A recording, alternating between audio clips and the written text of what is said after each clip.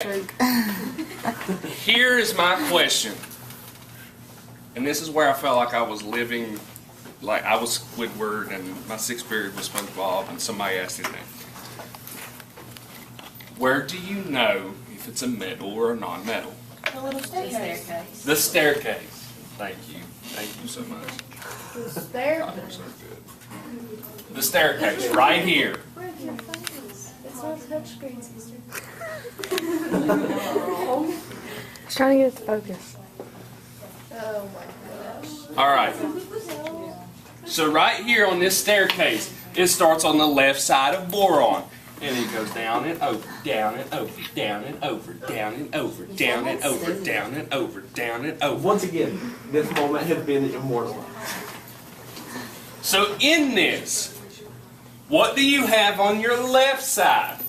Metals. Metals. But there is one exception. What is the exception? Hydrogen is not a metal. Wait a second, then how can it be, It's a non-metal. how can it be an acid if it's a non-metal? Like, how can it be a covalent bond? Non-metal. Or we just say hydrogen is? Oh crap, never mind. I You're had good. one. No, you're good. No, you're good. This is the important part. This is why we want to do this today. All right. So what's on the right side? Non-metals. If you're watching this, we're sorry for Mr. Hall's handwriting. Including hydrogen. And in the middle right here is transition metals. Wow. Let's just go right ahead. Yeah, I'm so smart. So, Just kidding. ladies and gentlemen, what is in columns 3 through 12? Oh, we just told you. Transition metals. We also have another name for this area. What is the other name for this area? Okay, let's not go crazy. The D block. Now, right here, if we branch off to an ionic bond, you have to ask yourself something. Here's your magical question. Does it involve a transition metal? Dun, dun, dun.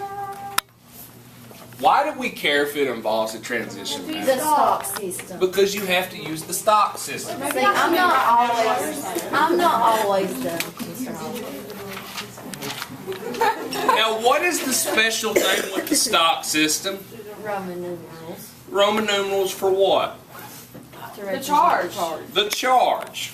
But we have to know the charge of the polyatomic. If you're using it in that case, yes.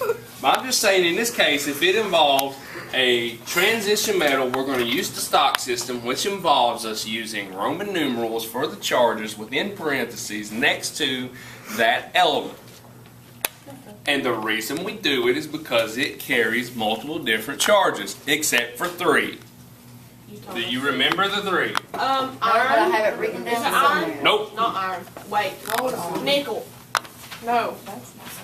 I have it written down somewhere, just give me. Zinc is 1. Copper. Is it? Silver. I bet it's the mercury and I thought I heard somebody say silver. I did. silver and And I think I heard platinum. some scandium. Yeah. That is the 3. I was trying to make a pattern. So here's the thing.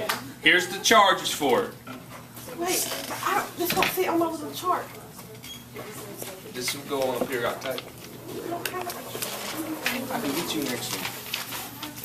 They're right there on top of my coffee. Anybody have highlighters? They do. There's a gummy bear. Hey, stick it back to the side. Oh, It makes you feel any better. We're leaving it for a demonstration. You said that for me. We haven't made it to reactions yet. Close that out. Get with the program. All right, scandium is a +3. Zinc is always a +2. And silver is always a +1. Those are always the charges for those 3. Just letting you know that ahead of time. Wait. Well, that's fine. Y'all can get that. I'll take the camera back now.